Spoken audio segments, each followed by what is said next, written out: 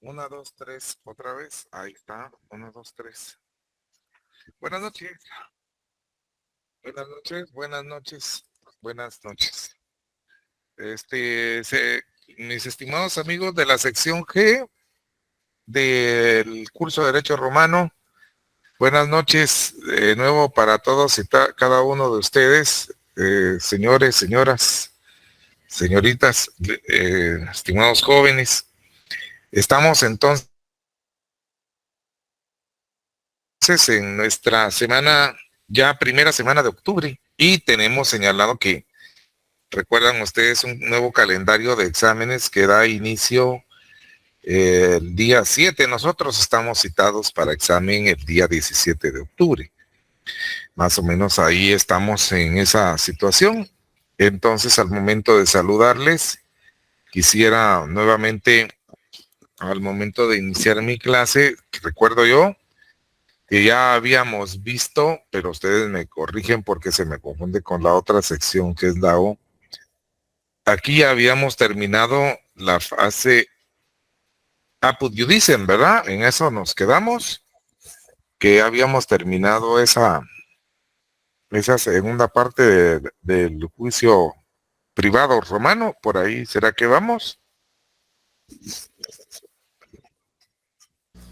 En la sentencia, licenciado, si no estoy mal. Hasta que ahí, o sea que ahí nos quedamos, porque con la sentencia terminaba esa etapa Apud Iudicem. Y entonces estaríamos en disposición de entrar a un nuevo punto. Les voy a poner de todas maneras creo que es mejor así, pero yo sí les agradezco muchísimo la intervención, le agradezco a la dama que me haya dado respuesta sobre eso, porque siempre, pues no es por gusto que les pregunto, en realidad a veces también me sirve a mí como una manera de saber si están ahí, porque vean, la gente que trabaja en medios, por ejemplo, la gente que trabaja en la radio, eso sí no tienen, pero especialmente algunos que trabajan en radios que son programadas, que les importa a ellos quién los está escuchando, porque ya se sabe que encienden los micrófonos y pues ellos hacen ahí su trabajo. Pero a uno, aquí sí es de interactuar, yo por eso mantengo sus micrófonos abiertos para que podamos tener eventualmente la comunicación de regreso. Aquí les voy a mostrar, me acuerdo yo que aquí estábamos en esto de la etapa Apud Iudicem, que fue, nos tocaría ahora el procedimiento cognitorio, ¿verdad? Porque vimos con ustedes hasta la etapa Apud Iudicem, o ya vimos esto del procedimiento cognitorio, creo que es lo que nos toca en esta clase. ¿Qué dicen ustedes? Porque la sentencia vimos, pero del procedimiento formulario, cuando vimos, si les parece, esto no lo hemos visto. Licenciado, perdone, fíjese que todavía quedó pendiente algunas diapositivas de la sentencia, porque pasó como 2 o 3 así rapiditas y nos dijo Pero que no no, podíamos hasta ahí, seguir. yo creo que sí, pero esas ya no, hasta la sentencia nos quedamos, cuando les expliqué que ya no iba a ser, que ahí no había revisión de la sentencia, porque era, y eso, te lo voy a poner de todas maneras, si ustedes me permiten, les voy a mostrar, porque hay otras cuestiones como, pero no nos van a ayudar mucho, porque cuando hablábamos del procedimiento formulario, ¿dónde lo vamos a esconder? Aquí lo voy a ver. Licenciado, en la última, la última diapositiva lleva por título Penas sin litigar sin fundamento. No, penas por litigar sin fundamento. Esa fue la última diapositiva. La anterior a esa era la sentencia. Sí, y bueno, entonces quiere decir que ahí estamos. con eso terminaríamos, porque las otras situaciones ya no, hasta ahí las voy a dejar porque se extiende. Y lo que me interesaba a mí era pues saber si habíamos ya agotado la etapa Apud Judiceam hasta la sentencia, y si yo había explicado que efectivamente ahí no había revisión de la sentencia porque no habían jueces superiores. Y creo que con eso es que ahí vamos a dejar el proceso formulario. Entonces hoy sí vamos a empezar aquí con el procedimiento cognitorio, que de todas maneras es el juicio privado, pero ahora ha cambiado porque ya es una nueva etapa de la civilización de esta sociedad romana, que es la etapa del imperio, y algunos le llaman, para los efectos del derecho romano, principado, y lo dividen incluso en alto principado y bajo principado, pero es el imperio romano porque ha entrado ya el Estado romano en su fase imperial. La sociedad romana entonces llega a este momento y se reflejan, cómo no, en sus instituciones, en sus leyes. Y entonces vamos a ver esto despacio, y así como les expliqué, como les expliqué el procedimiento formulario que empezamos para las generalidades, así empezamos con esto. Ya sabemos nosotros entonces tomar nota que el procedimiento cognitorio es propio del derecho romano posclásico, pues claro, porque se da ya durante la etapa política de la República. Entonces ya es el derecho romano posclásico. Vamos a ver la manera en que se transformó ese, en qué momento el proceso sigue siendo el mismo. El proceso sigue siendo el juicio privado, pero el procedimiento es el que ahora cambió.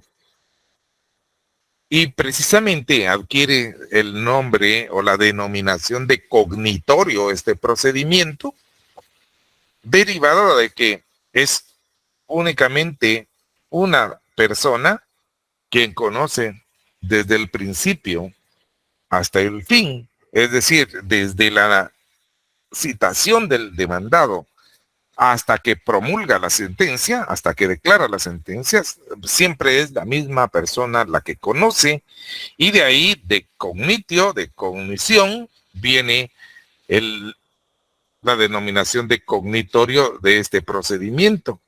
Leámoslo aquí. Se llama así porque es un procedimiento en el que un juez, pero aquí hay que tomar nota, porque para primeras informaciones y que caminemos todos sin confusión, aquí claro que va a ser un juez, pero ya el juez va a tener una calidad diferente, porque ya no va a ser aquel jurisprudente que era una persona particular requerida por el magistrado pretor. Aquí el juez va a ser ya un funcionario judicial, un funcionario del Estado romano.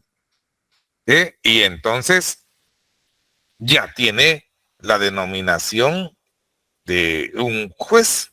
Así le denominan, aunque sus cargos sean las denominaciones que le daba el derecho romano a sus autoridades, pero tomar nota que ya no es un particular. Y entonces este asumirá la cognición de toda la causa, como hemos dicho antes, desde el principio hasta el fin. Y ya te das cuenta que como consecuencia de eso, desaparece la figura de como una persona que preparaba el juicio para dársela a otro juez. Ya no es así la cosa. Y eso significa que con este nuevo procedimiento también cambia el juicio privado, en el sentido de que no va a haber más bipartición, va a ser una unidad que no se puede fragmentar, el juicio va a ser uno solo. Entonces vamos a estudiar en qué otras especificaciones de este procedimiento cognitorio. ¿Cómo es que se origina? Pues se origina desde Augusto, el emperador, en el siglo I. No, esto es únicamente, como he dicho otras veces, para más o menos uno, pues citar un elemento temporal en el que las cosas se dan y una línea de tiempo en las que uno puede hacerse una idea y reflejarlo, pero para cuestiones propias del examen. Obviamente no voy a preguntar yo durante qué emperador se desarrolló el procedimiento comunitario, no, porque es, como he repetido otras veces, lo que nos interesa a nosotros es poder identificar las diferentes instituciones jurídicas y poderlas comprender, pero por cultura general uno puede saber que durante el periodo de Augusto el emperador, en el siglo I, después de Cristo, es que cambia este procedimiento, empieza a cambiar porque se va a extender por unos 2 siglos, pero desde Augusto empieza a darse este procedimiento. Y fíjate que lo que sí es interesante es mencionar que al procedimiento cognitorio al principio se le denominó procedimiento extraordinario, porque así fue como se implementó, como un procedimiento extraordinario. Bueno, si a algo le llaman extraordinario, quiere decir que hasta el momento en el que la situación se da, en este caso un procedimiento, quiere decir que hasta ese momento había existido también otro procedimiento al cual llamar ordinario. Porque si hay cosas ordinarias, no puede haber cosas extraordinarias si no hay cosas ordinarias. Entonces, claro, hasta este momento, siglo I, cuando está Augusto, había un procedimiento y le llamaba ordinario porque no había necesidad de llamarla ordinario al procedimiento. ¿Cuál era ese? El mismo que hemos estudiado nosotros, que es el mismo procedimiento del juicio privado que nosotros hemos visto que se llevaba por fórmulas. Ese era el procedimiento ordinario. Y entonces se ve la necesidad en tiempos de Augusto de implementar un nuevo procedimiento para garantizarle cubrir algunas figuras del derecho que no estaban protegidas en las acciones dentro de las actividades procesales del nuevo procedimiento. Así que por eso es. Vamos a ver si alguien me quería preguntar algo o será que alguien quiere entrar. No, alguien levantó la mano, pero ya la bajó, Olic. No tenga pena. Bueno. Muchas gracias. Entonces, así es como ya vemos nosotros que esa fue la razón de su implementación. Conocer a través de un procedimiento que hasta ese momento no existía porque solo existía el formulario, el juicio privado, pero solo su procedimiento formulario y no había protección para otros litigios. Entonces, dicen ellos, pues vamos a crear ese procedimiento, el extraordinario. Y efectivamente con ese nombre también se le pudo conocer. Extraordinario iba a ser ahora lo que le iba a dar origen a todo este proceso que ahora se llama cognitorio. ¿Cómo que es? Pues porque habían hasta el momento de la creación de este procedimiento extraordinario o cognitorio, algunas reclamaciones, o algunos derechos, que a mí me cuesta un poco decirle derechos porque ya sabemos nosotros que los romanos a lo que nosotros le llamamos derecho, ellos le decían acciones. Tener acción contra alguien era como nosotros decir tener acción. Pues no estaban las reclamaciones de estos contratos de administración como los fideicomisos, el pago de alimentos entre parientes, que era una cuestión que claro que se podía ponderar en dinero, pero no estaba, por ser una cuestión de familia, plenamente garantizada su tramitación, el pago de los honorarios de algunos profesionales. Parece que siempre hubo ese tipo de cosas, que no había, como le pasa a algunos, incluso a los abogados, pues suele suceder que las costas procesales de un juicio privado, ya ves tú que uno pide que la contraparte o la parte vencida sea condenada en costas. Entonces esas costas las debe pagar el vencido. ¿A quién? Pues a la parte que ha sido declarada con lugar su demanda. Y algunas veces, en nuestros tiempos me refiero, hay dificultad para que la parte condenada en costas pague. Entonces es necesario que uno promueva, como es dentro del mismo juicio que declaró a la persona vencida en juicios, la declaró que tenía que pagar costas. Entonces uno lo que introduce es un incidente de liquidación de honorarios.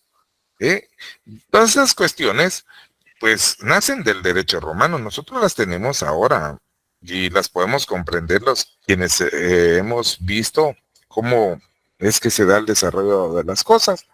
Pero para decirles como un ejemplo de cómo es que se origina el procedimiento cognitorio, se le conoce al principio como extraordinario. Nosotros, los estudiosos, y claro, la gente que compiló y que empezó a hacer como el gallo aquel y esta persona que es a la que se le atribuye el estudio sistemático del derecho romano, de la romanística, es que ya le pusieron a su denominación a estos elementos como los procedimientos y los fueron nombrando así, pero en ese tiempo pues le llamaron procedimiento extraordinario. Nosotros lo conocemos como el procedimiento cognitorio. De esa cuenta, desde entonces, ya en el siglo segundo, ya 100 años después, el procedimiento cognitorio se viola dadas las condiciones políticas y sociales en que estaba, se fue aplicando con más frecuencia, e incluso ya viendo que era más efectivo que resolver el procedimiento por fórmulas. Y entonces eso claro que va a ir desplazando, como se ve aquí, paulatinamente al procedimiento ordinario que era el de las fórmulas, hasta que lo sustituye completamente. Ya eso pasa en la primera mitad del siglo III. Pero entonces date cuenta que había empezado el Augusto, el emperador, y ahora hasta el siglo III, ya después de Cristo, eso sí, que serán estas circunstancias de que efectivamente queda atrás el procedimiento formulario y el procedimiento cognitorio entonces queda plenamente establecido para las causas del juicio privado, que es lo que a nosotros nos interesa, porque todo esto es del juicio privado. Aquí hay pues claro que como Roma era un imperio grandísimo, las provincias, algunas en las que no se habían atendido con mucha diligencia y en las que el procedimiento por fórmulas como consecuencia no se aplicó mucho, en esas provincias el procedimiento cognitorio se aplicó de manera más rápida desde el siglo I. Esa es la situación. Y surgen, aquí vienen ya unas situaciones que a la par de que se implementa este nuevo procedimiento, iba a irse requiriendo la verificación o el surgimiento de nuevas. Y así es como surge entonces una nueva forma de organización judicial, porque el procedimiento cognitorio parte de este supuesto de que la titularidad de la jurisdicción tiene que tener el príncipe, o así llamado, el que nosotros conocemos como emperador, porque dicen, pues la jurisdicción es otra función importante del Estado, tiene que tenerla el emperador. Y como consecuencia de eso, se tiene que el príncipe, que es lo que nosotros identificaríamos como el emperador, es el titular de la jurisdicción. Lo que pasa es que igual que iba a suceder después con otro tipo de estructuras más desarrolladas del Estado, el príncipe sí las podía delegar en algunos funcionarios que eran los nuevos funcionarios judiciales, y todavía más, estos nuevos funcionarios judiciales podían delegarla en otros jueces de más baja categoría, que eran jueces subalternos, con funciones básicamente de recibir pruebas y dictar sentencias. Vamos a ver entonces ahorita quiénes son esos nuevos funcionarios judiciales que hay. Creo que nosotros vamos a quedarnos en la parte conducente, diríamos, de lo que nos interesa para efectos del conocimiento, porque lo que nos interesa a nosotros es identificar las instituciones jurídicas propias del derecho civil y no tanto cuestiones como históricas. Entonces, hay que tomar en cuenta, sí, para que aquí el príncipe es el titular de la jurisdicción, porque efectivamente eso es lo que va a dar lugar después a la formación de las dos instancias, que son las que regularmente identificó el derecho en su doctrina y en su legislación, después de que el derecho romano la implementó aquí en el siglo, entre el siglo I al III, como hemos visto. Y desde entonces se reconoce que básicamente las instancias en todo proceso son dos. Diría, ¿cuáles dos? Pues la primera y la segunda, diría Cantinflas. Claro que sí, la primera, que es la que tiene su lugar cuando uno interpone la demanda ante un juez, y precisamente, si te das cuenta, se llaman jueces de primera instancia.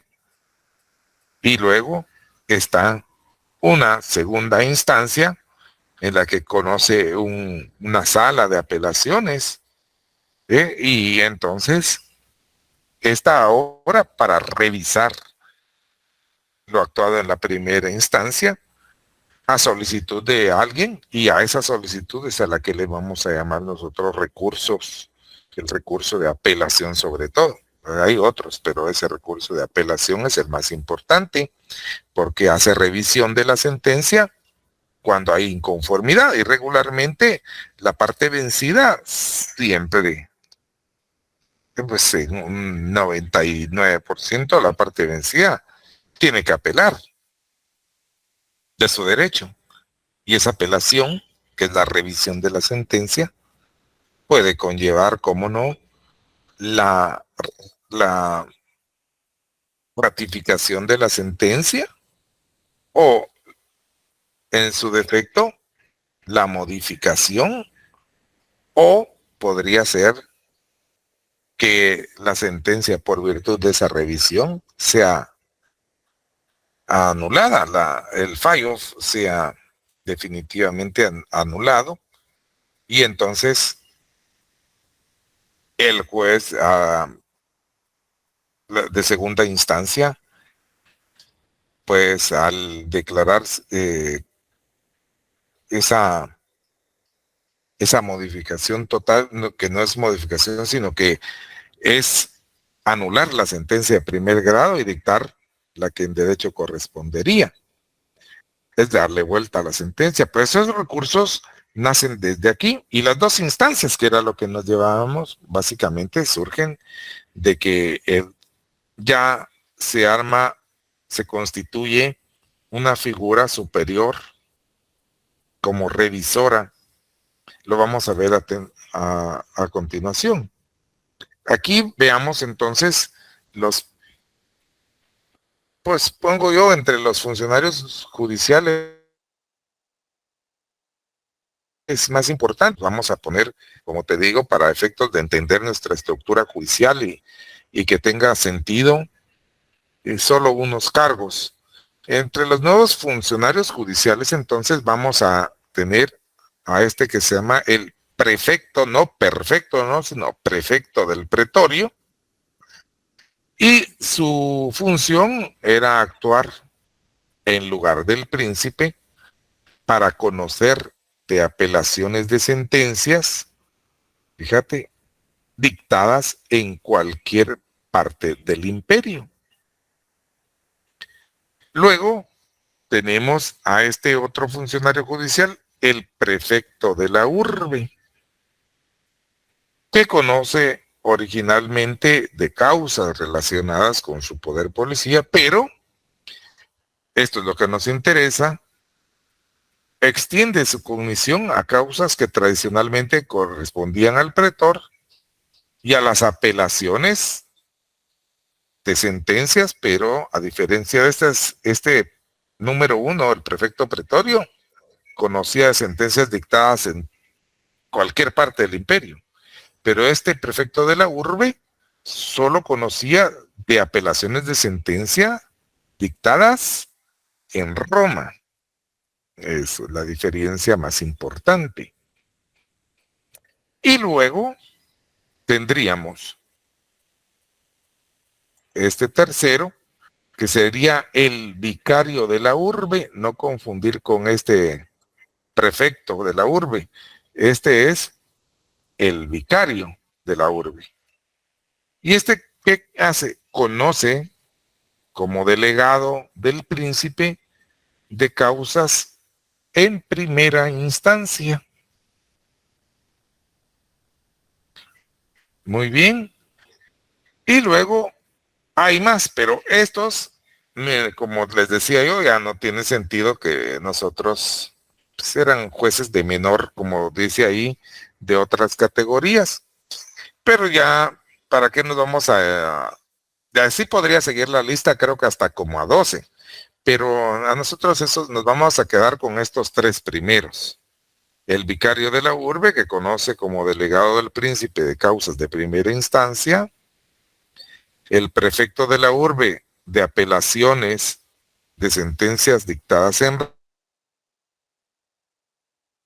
Roma y causas que tradicionalmente correspondían al pretor, pero que no eran. Entonces, todo el proceso, mira. Y luego está esto, el prefecto del pretorio, que conoce de apelaciones de sentencias dictadas en cualquier parte del imperio. Nos vamos a quedar con estos tres nada más. Los otros, estos no, porque solo nos vamos a confundir. Hay incluso un poquito más, porque en Italia, por ejemplo, Adriano creó 4 jueces con jurisdicción en un determinado sector para materias civiles y criminales. Pero ya ves que a esos los llamó jueces consulares. Pero a nosotros esto no nos interesa porque a nosotros lo que nos interesa solo son las materias civiles. Y nos vamos a conformar con los 4 primeros que vimos. Bueno, y después estos de los Juridici, que tampoco, porque como no es una clase de historia romana, ni nos hace sentido funciones particulares del juez, que siempre son de otra competencia, pero son las mismas funciones, entonces no lo vamos a ver.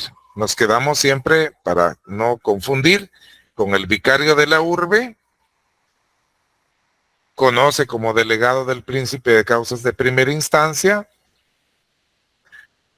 el prefecto del pretorio, que conoce de sentencias dictadas en cualquier lugar del imperio, el prefecto de la urbe, que conoce de apelaciones de sentencias dictadas en Roma.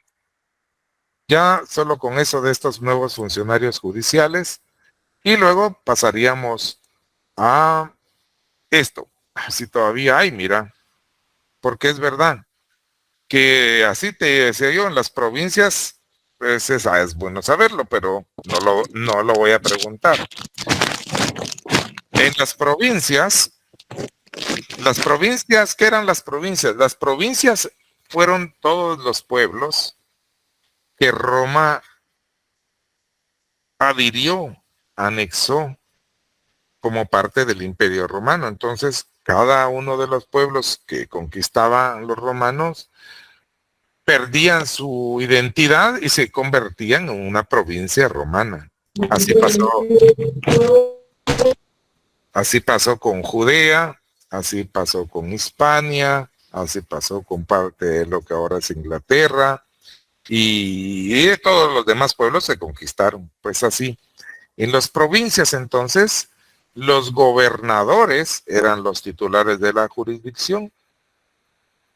Y después de la reforma de Diocleciano, que dividió el imperio en 4 grandes prefecturas, se dio una nueva titularidad de la jurisdicción. Pero eso, mira, es un poco complicado. Yo sinceramente, para efectos de la información y de que tengamos más o menos completa la idea de cómo fue esto, aquí les dejo esta información con las prefecturas en que dividió Diocleciano la jurisdicción. Pero eso era para una administración de la competencia que se daba en el Estado romano. Así hizo sus 4 prefecturas, mira. Eran titulares de la jurisdicción. En cada prefectura, los prefectos del pretorio. Eran titulares de la jurisdicción en cada una de las diócesis en que se dividen las prefecturas, quiere decir que las prefecturas se dividían en diócesis. ¿Y quiénes eran los titulares de la jurisdicción en esas diócesis? Los vicarios. Bueno, y en cada provincia, por las diócesis se dividían en cada provincia que forma una parte de las diócesis, eran titulares los gobernadores. Y en cada ciudad, los magistrados municipales y especialmente los defensores de la ciudad eran los titulares de la jurisdicción. Y así es como él lo divide. Todo ese coloquio a nosotros, para entender las instituciones actuales del derecho civil, no nos sirve esa división. Es una cuestión que a ellos les funcionó en su organización judicial, pero a nosotros no nos va mucho. Lo que sí es cierto que todos los jueces se asesoraban por consejeros y se ayudaban con asistentes, secretarios y todo esto. Y desde entonces también es verdad que la organización judicial ha tenido auxiliares. Los juzgados tienen un titular que es el juez y él es el que administra justicia, pero él no hace ni atiende ni por escrito ni personalmente todos los casos. Claro que sí los va conociendo, pero quienes los elaboran son los oficiales. Los oficiales, y el juez tiene, en principio sí hay alguien más que es un graduado de derecho, que es el secretario del juzgado, que es un funcionario importante de los, hablando actualmente, es un abogado y notario graduado, hablando de nuestra organización judicial. El juez tiene a su secretario, que es el que lleva la administración y la disciplina del juzgado. Él es como quien dice el jefe de personal del juzgado, es el que vigila la disciplina y la coordina, admite las demandas, rechaza demandas y todo eso. Y están después en la organización judicial los oficiales, que son los encargados de elaborar los proyectos para tramitar todo el proceso y hacer los proyectos incluso de hacer eso, sáquelo así con base en tal y tal, pero la verdad es que siempre los jueces, por supuesto que han necesitado una ayuda y siempre se han asesorado. Bueno, pasemos ahora a estudiar qué era esto de la jurisdicción que tenía el príncipe. Ya hemos visto que el príncipe en este procedimiento cognitorio es la época postclásica del derecho romano. Aquí el príncipe era el titular Él tenía la titularidad de la jurisdicción, pero obviamente la podía delegar. Originalmente, el príncipe sí actuó en primera instancia, quiere decir que como si fuera él como titular de la Administración de Justicia, evidentemente él fungió como juez en primera instancia. Originalmente lo hacía así. Y también en apelación. Pero con el tiempo ya se quedó exclusivamente conociendo de apelaciones, porque claro, como él era el superior, se identificó con el uso, que cómo iba a hacer eso, que él, si había alguien superior, pues cómo no iba a ser utilizado como para revisar. Aquí lo que hay que identificar es que también el príncipe no es que él, el emperador, el príncipe, conociera personalmente los casos y tantos proyectos. Lo hacía una oficina. Lo hacía una oficina, una cancillería. Y entonces aquí lo vemos adelante, lo dice, mira, actuaba ayudándose de su consejo de juristas o cancillería imperial. Y a veces por medio de una sección de su cancillería recibía las demandas de los actores, llamadas en su tiempo suplicaciones, que en el tiempo, esto es importante porque lo que dirigían, nosotros ya ves que ahora las demandas, así, o ¿verdad? Así le llamamos, pues ellos le llamaban a las demandas suplicaciones en este procedimiento cognitorio. Así fue como le empezaron suplicaciones. ¿Y por qué? Porque en realidad lo que daba el príncipe para administrar con justicia era un rescripto imperial, que era un decreto. Pero rescripto es una respuesta que da el príncipe. Y por eso es que aquí se llama suplicaciones. No sé si todavía me están escuchando. Si se estoy presentando, porque sí, licenciado, estamos viendo todo, estamos oyendo. Sí. Muchas gracias. Fíjense que hay una tormenta como eléctrica aquí por mi casa y se oye a veces así como que falla, pero qué bueno que no nos ha afectado. Está lloviendo fuerte. Pero entonces el príncipe consultaba, bueno, ¿por dónde veníamos? Que al principio la Cancillería recibía las demandas y esas demandas en el tiempo de la época esta posclásica le llamaron suplicaciones. Bueno, después de que se escuchaban a las partes, el príncipe consultaba con su consejo y resolvía la controversia expidiendo un decreto. Ese decreto que se va a llamar rescripto imperial, que es este. Ese rescripto lo da por medio de una sección de su cancillería. Y la verdad es que como lo hacía aparentemente sola, sin verificar los hechos de la controversia, indicaba los criterios para resolver y los encargaba a un juez delegado, como el vicario de la urbe, por ejemplo, que comprobara los hechos y entonces dictara la sentencia de acuerdo con lo dispuesto en el rescripto. Básicamente el rescripto era solamente la orden o la delegación que le hacía el príncipe al juez que era inferior, ¿verdad? En el caso del vicario de la urbe ya vimos que él conocía de algunos casos que antes correspondían al pretor y de apelaciones en Roma. Entonces, claro, no es que, como te repito, todo lo viera personalmente el príncipe, evidentemente era una oficina. Y el nombre de esa oficina era que se implementaban estos rescriptos.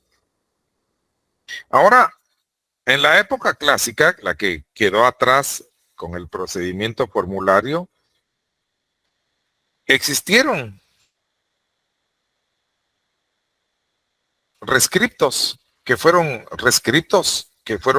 parte del derecho clásico, porque lo que nosotros debemos ver es que el procedimiento, como otras veces les he tratado de explicar, yo he tratado de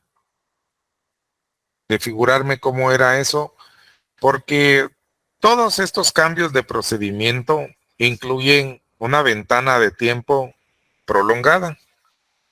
Y entonces, en tanto que se va cambiando de una fase, por ejemplo, de la república a la fase de imperio, y asimismo del el derecho romano clásico al derecho romano posclásico, hay una ventana y un ejercicio de tiempo y de instituciones muy largo, muy grandes, que hace que todavía subsistan, por ejemplo, figuras de el derecho clásico durante cuando ya existe un príncipe, un emperador, y algunas figuras del proceso no han empezado a surgir cuando ya hay nuevos funcionarios judiciales y así. Pero esto para explicar que los rescriptos que se dieron en la época clásica, aquí lo ves abajo, en la época clásica, se dirigían a jueces. Esos jueces, aquí por la traducción no se entiende, pero yo sí he leído esos textos y entonces por eso puedo explicar que en la época clásica hubo también rescriptos, pero los dirigía el príncipe a los que todavía eran jueces jurisprudentes, que eran independientes, tenían entonces una jurisprudencia independiente porque eran esos jueces que habían sido solicitados por el pretor, porque todavía no se había perfeccionado. Acordate que hay una ventana de como empiezas en el siglo I y se establece el cognitorio hasta en el siglo III, primeros años. Entonces, los rescriptos del derecho clásico básicamente se dirigían a particulares, que eran los jueces jurisprudentes que actuaban como particulares. En cambio, estos rescriptos de la época posclásica se dirigen a jueces propiamente dichos. Los de la época clásica se dirigían a los que les dije yo, a los jueces, pero que eran los jurisprudentes, los particulares, porque esos eran los que administraban justicia en ese tiempo. Es solo una curiosidad, pero pasemos a esto. Esto sí es importante. Las características esenciales del procedimiento cognitorio y que, claro, nos diferencian de la estructura del procedimiento que antes vimos, que era el formulario. Aquí lo vamos a anotar, porque en este nuevo procedimiento, en el cognitorio, ya no hay acciones típicas para cada relación jurídica.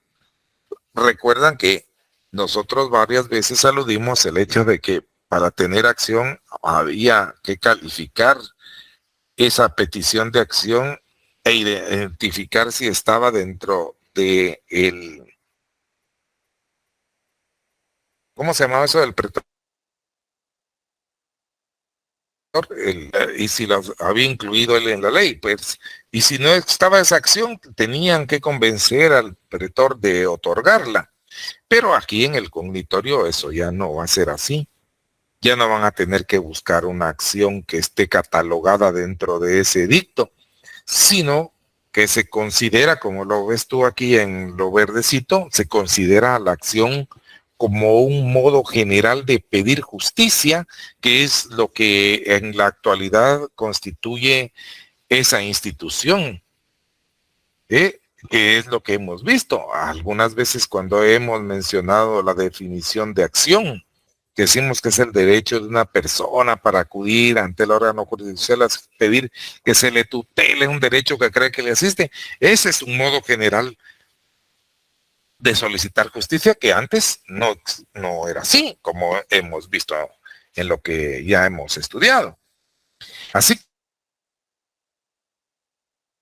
que ya el actor no tiene que elegir una acción de esas posibles listas ofrecidas por el edicto del pretor, sino simplemente acudir al funcionario judicial competente, porque como hay nuevos funcionarios judiciales, ya viste tú que tiene su competencia, obviamente, porque eso es lo que hemos visto en esto del que el titular era el príncipe, que el vicario de la urbe, que el no sé qué, el pretorio, todo esto son competencias.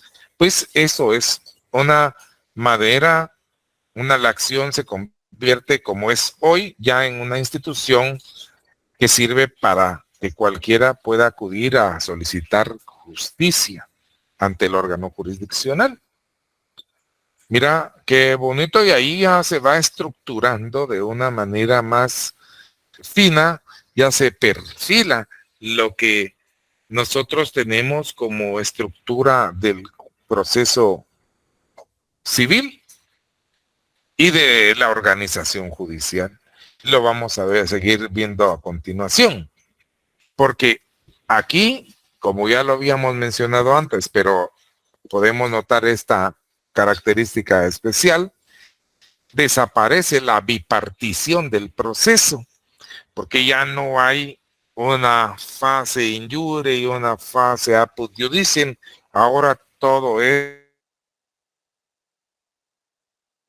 porque lo conoce un mismo funcionario, que además es funcionario, fíjate tú, desde que se inicia hasta que termina, como hemos mencionado, porque conoce la causa desde la citación del demandado hasta la emisión de la sentencia, el mismo. Aquí es importante. ¿Qué otra característica hay? La solución de los conflictos o la jurisdicción, que esto es la impartición de justicia, se considera como una parte de la administración pública. No que el juicio privado se haya convertido en un juicio de carácter público, no, pero la impartición de justicia sí ya se ve que es, siempre la ha tenido el Estado, porque la jurisdicción es una función del Estado. Y entonces ya identifican los romanos que como es una administración propia del Estado, es parte de la función, tiene que ser la que esté sujeta sus reglas a lo que disponga el Estado. Entonces, adquiere carácter público, aunque lo que se ventilen sean cuestiones de carácter privado. Pero ya no va a ser un juez, como ya no es un juez privado, ya no van a ser más, ya viste que antes era causa privada, todo eso, ya no es así, sino que ahora se tienen que sujetar los intereses de ellos a lo que disponga el Estado. Y en consecuencia, vemos que desaparece el convenio que hacían las partes para definir la fórmula y elegir el juez.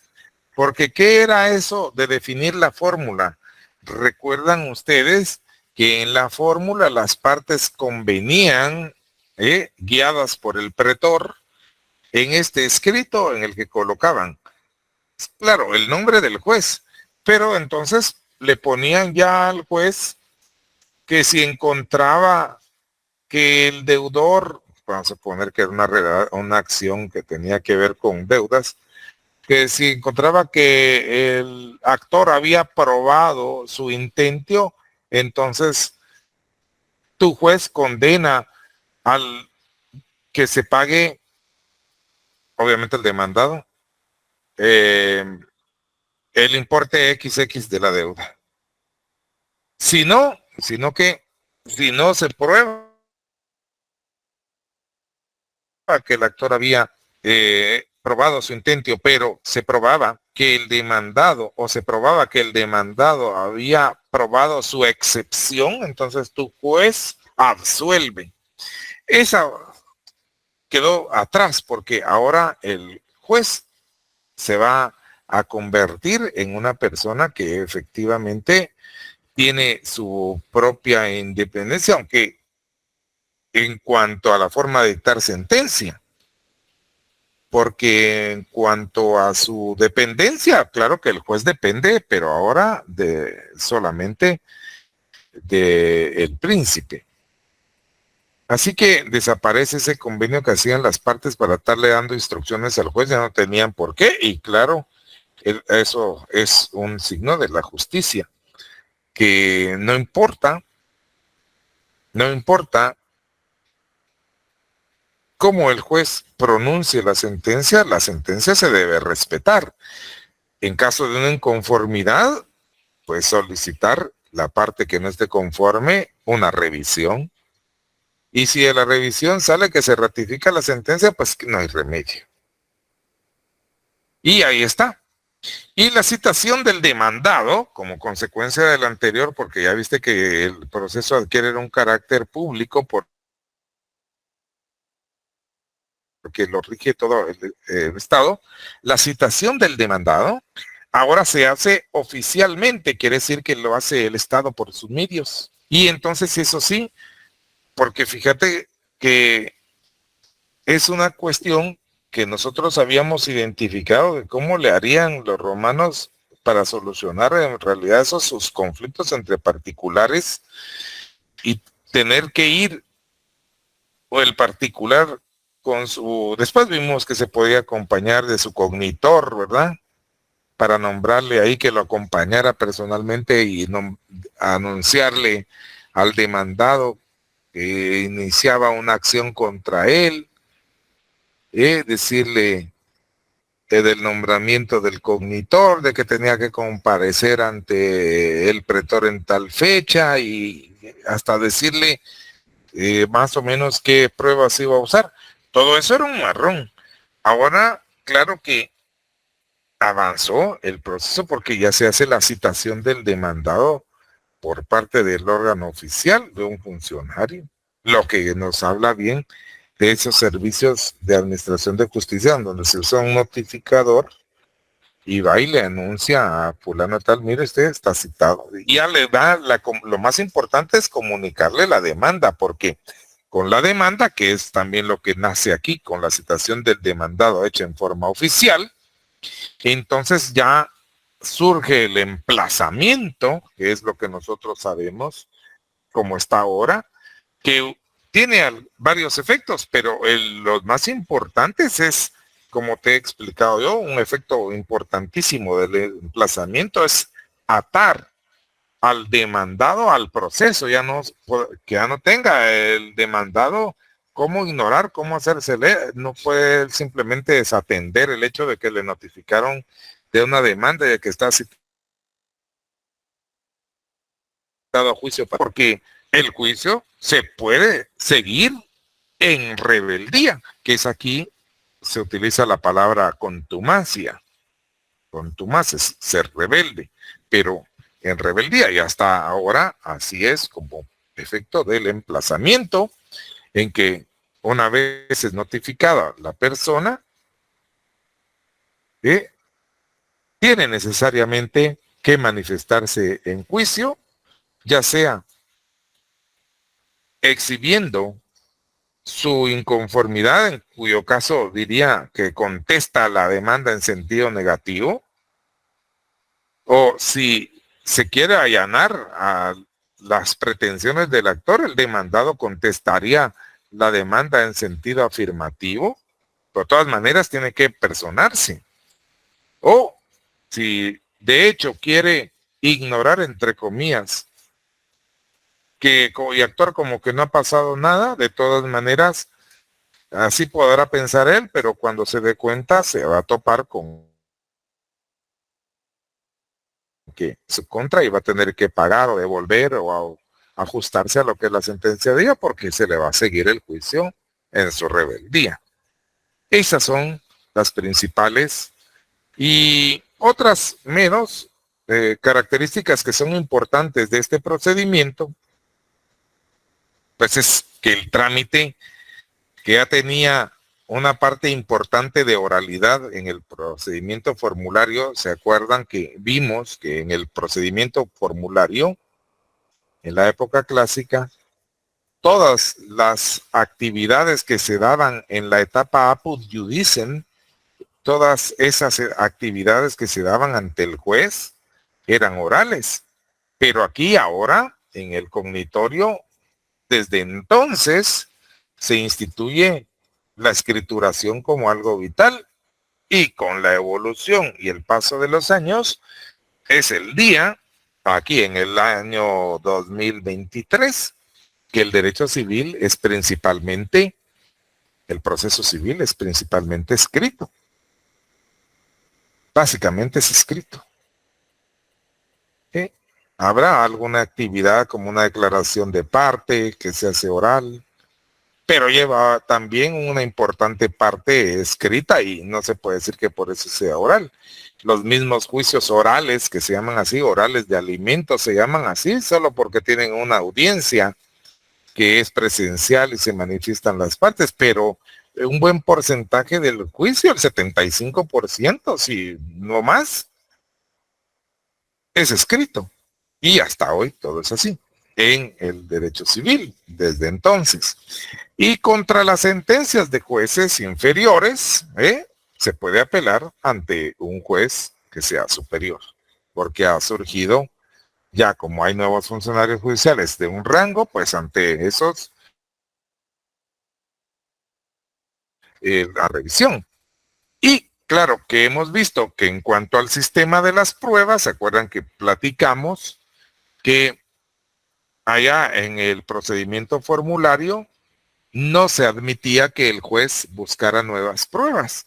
Pero en este cognitorio sí se puede, sí se admite que el juez pueda buscar allegarse nuevas pruebas, pueda como investigar, solicitarle a las partes que le aclaren algo, pidiéndoles él incluso una prueba determinada. Por eso el cognitorio, el principio en el sistema de pruebas, se rige por el principio inquisitivo. Pero ya también habíamos platicado de eso, se restringe, se disminuye la capacidad del juez para otorgarle el valor a ese valor lo extrae él de la ley, del reglamento, porque las pruebas ya son tasadas. Era lo que habíamos platicado la última vez. Así que esto es básicamente las características del procedimiento cognitorio. Bueno, mira tantas cosas, porque la sentencia que habíamos también dicho que en el procedimiento formulario, en el formulario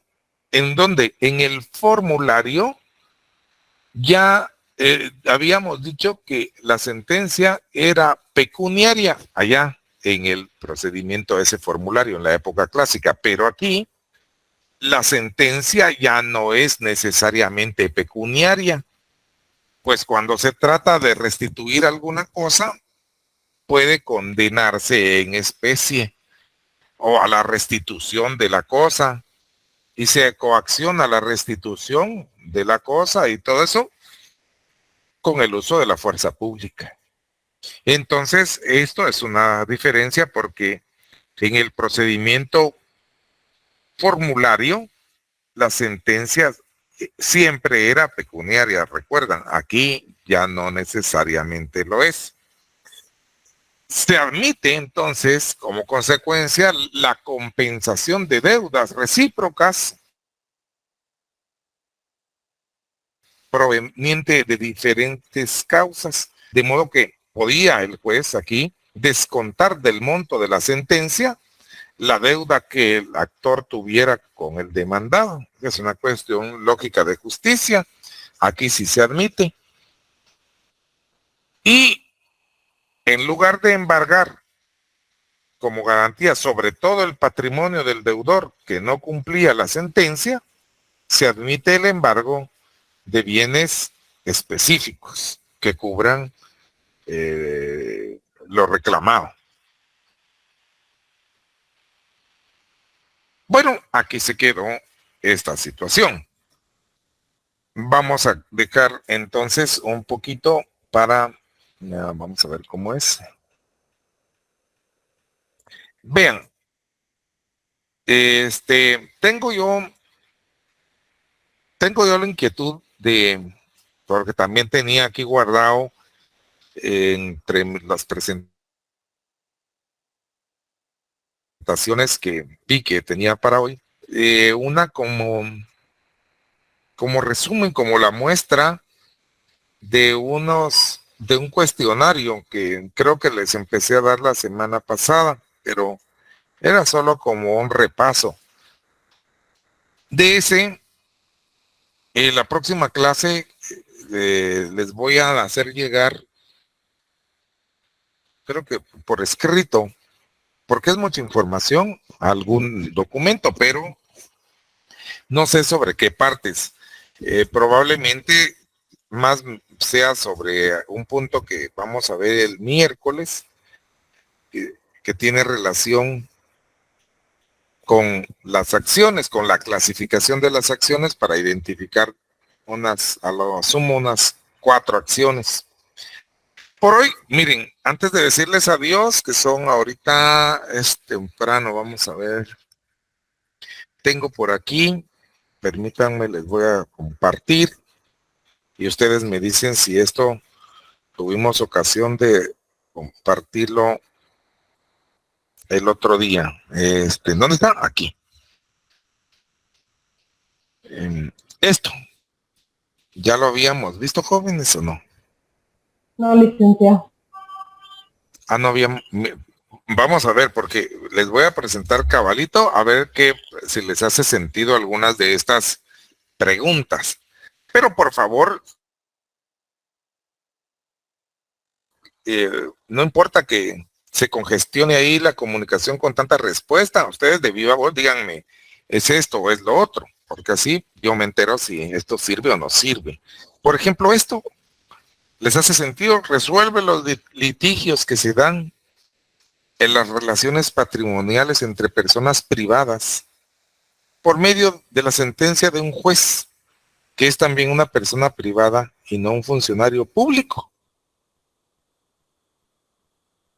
¿De que vimos esto antes o no? Estas son las opciones.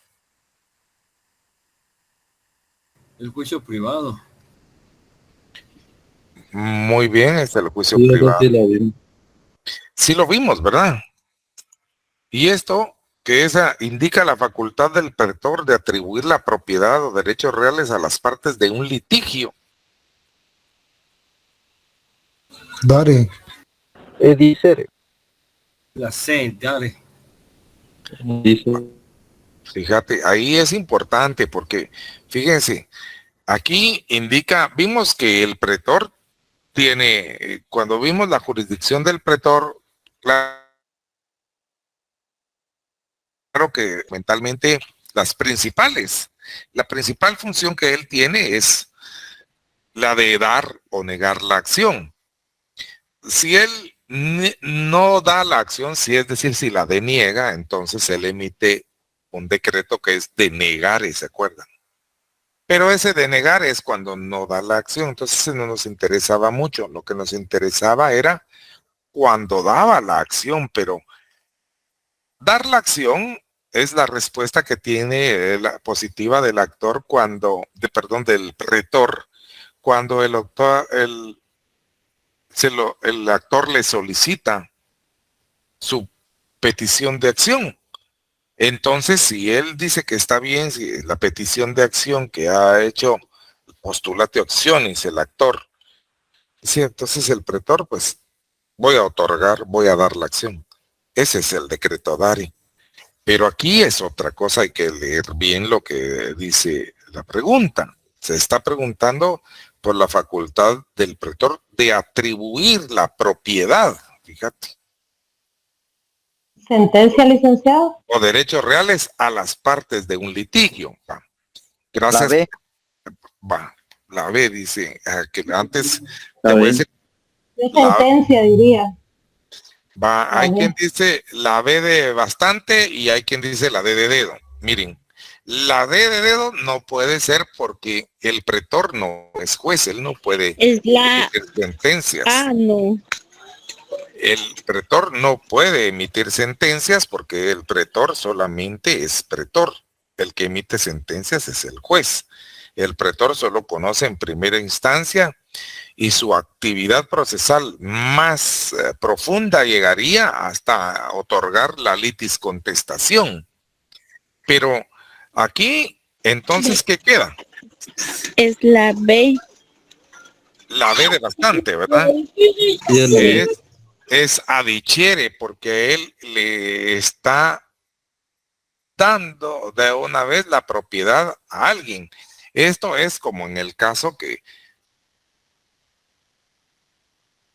estaban en la etapa injure, y entonces quiere decir que ya había otorgado dare, porque ya estaban en la fase injure, ya había el pretor dado la acción, y entonces a pesar de que ya están ahí entre que negocian la fórmula y todo eso, mejor le dice él, mire señor pretor, mejor yo sí, tiene razón el actor, yo le voy a devolver su caballo.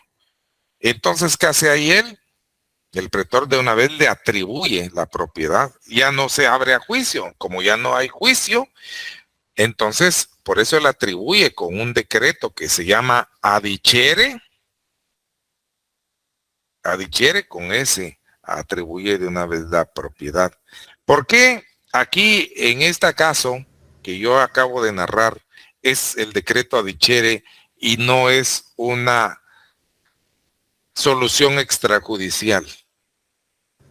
Porque está confirmando ya que el hecho es real, o que el derecho de la persona es real, ¿verdad? Ya lo confirma ahí. Sí, pero la diferencia está en que aquí ya para dar el pretor la acción y dar adichere, ya el pretor había dado la acción antes, mientras que en la confesión, que es una de las soluciones extrajudiciales, siempre están ante el pretor, pero él todavía no ha dado la acción.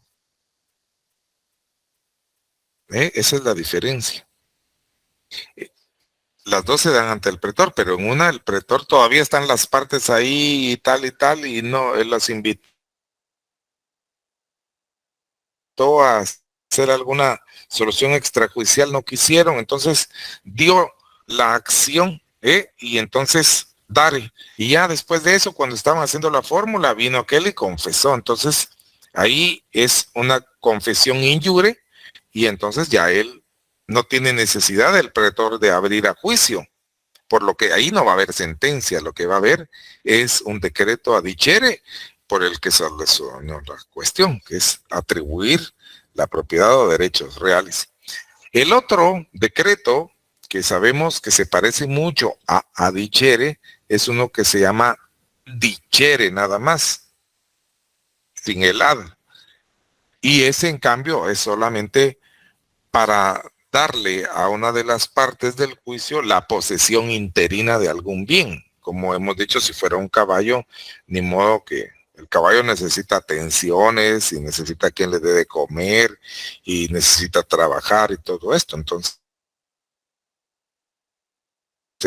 mientras el pretor podía dar la posesión a una de las partes, la que mejor garantizara tener al caballo. Pero esa es una cuestión que se llama dichere, que es nada más dar una posesión interina a una de las partes. Bueno, esto sí. Una posesión temporal, licenciado, no definitiva, como en el caso de adichere. Sí, porque adichere es la propiedad, entonces la propiedad es definitiva. En cambio, la posesión es solo posesión, no hay propiedad. Entonces aquí está la situación. Mira, ahora en esta nueva pregunta, ejerce sus facultades a través de decisiones concretas y imperativas que se llaman decretos. El pretor, no. Ahí está, mira, el emperador, el cónsul y el compañero tiene razón, es el pretor. Es el pretor. Muy bien. Constituye el acto por medio del cual se pone fin a la etapa injury.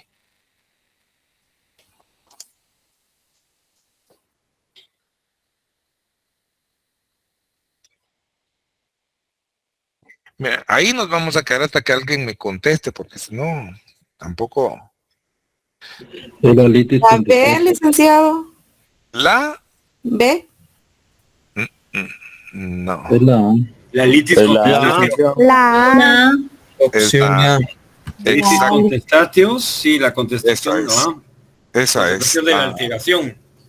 Es eso, exactamente la literal A, esa es la respuesta, porque ese es el acto procesal con que se pone fin a la etapa injury. Muy bien. Y este sí es importante porque casi nadie contesta esta. Otro medio que tiene el pretor para llevar a buen término el proceso es exigir a las partes que se obliguen entre sí a través de garantías o promesas para eventuales. ¿Cuál es eso?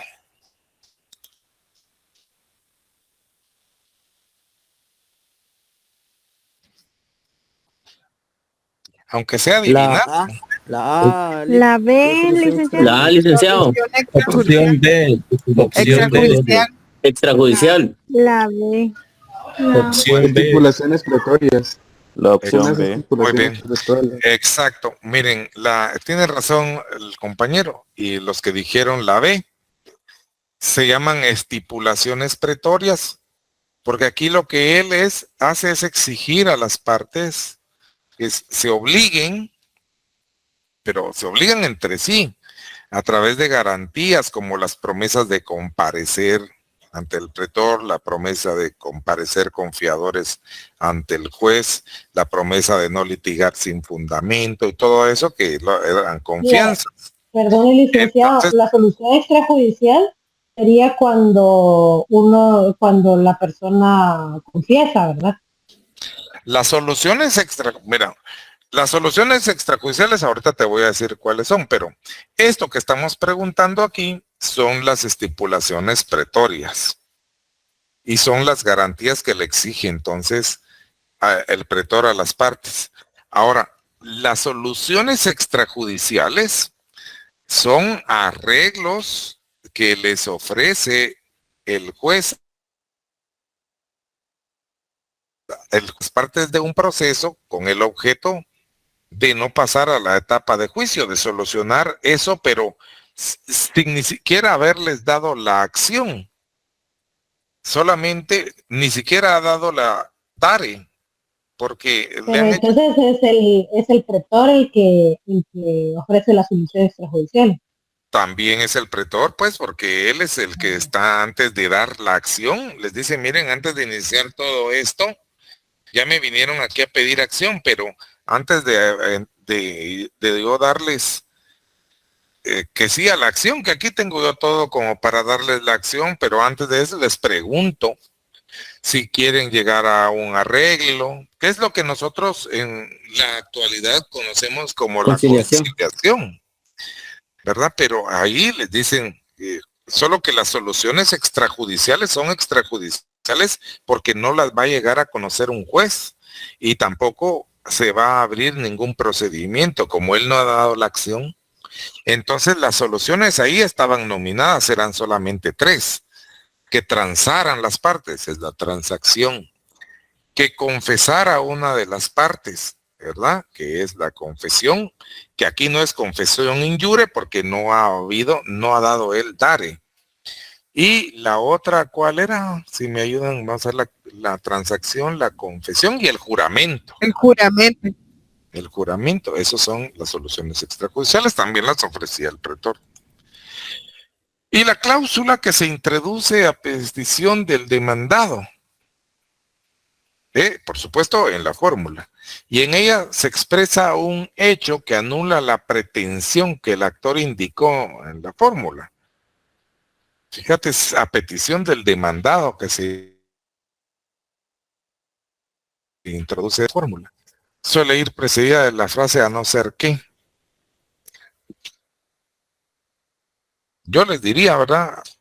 Es esto, la excepción.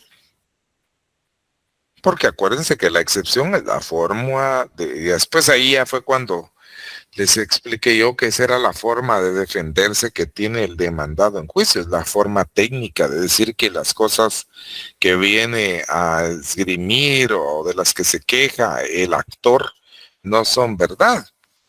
La forma técnica de defenderse es la excepción. El actor tiene para invocar el juicio la acción. Y con eso invoca él la justicia a través de la acción. Pero el demandado tiene que tener también un instituto que le garantice hacer uso de su derecho, que es el derecho de defensa. Ese instituto es la excepción actualmente. Se inicia desde el tiempo de Roma con esta parte de la fórmula que se llamaba excepción. Fíjate qué interesante, por si ya lo habíamos visto, pero ahí está. Ahora esto es lo mismo, mira, que venimos diciendo. Comprende el medio legal que tiene una persona para acudir al poder público del Estado en persecución de un fin jurídico, solicitar que se le tutele un derecho. ¿Cuál es? Aquí no tengo variante, pero todos sabemos que es la acción. Muy bien. Que vimos que ya queda como una forma genérica de pedir justicia, así como la conocemos nosotros en la actualidad, desde que se instituyó el procedimiento cognitorio, ya se vuelve como la describe este concepto. Y la cláusula que se introduce a petición del actor y que sirve para limitar el alcance de su pretensión,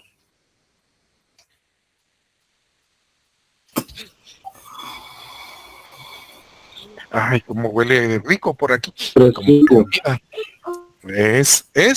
Perdón. Prescripción. Es la prescripción o la prescripción, ¿verdad? La prescripción o la prescripción, muy bien. Bueno, como yo los veo tan poco motivados, nos vamos a quedar hasta aquí. Y nos vemos, ya prácticamente hemos avanzado con toda la cuestión del procedimiento cognitorio, con las fases del proceso. Es decir, el juicio privado en sus diferentes fases ya lo vimos. Y entonces esto viene en el examen. Lo que veamos todavía en los días posteriores, porque los exámenes empiezan hasta el día 7. Y yo pienso que todavía es dable que veamos algo sobre los bienes y las acciones el próximo día. Por ahí nos vamos a quedar. Si no, únicamente vamos a ver lo de las acciones, que creo que corresponde más a este periodo, la clasificación de las acciones el próximo miércoles. No se pierdan esa clase. Ahí vamos a hacer algunos ejercicios que les van a dar luces a ustedes para resolver el segundo parcial. Porque fíjate que yo no veo, francamente, la utilidad de que en este tiempo, como conozco yo a mi gente, ¿verdad? En la universidad estamos próximos, el día 7 ya, es de hoy en 8 días, creo.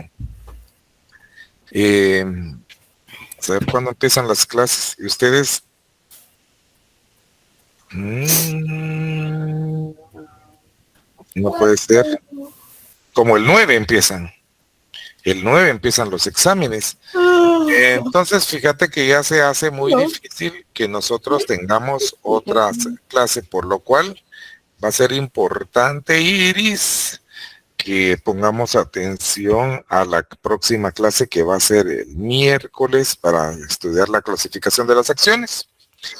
Por aquí nos vamos a quedar, que ya es tarde. Les agradezco el favor de su atención y les deseo feliz noche. Descansen.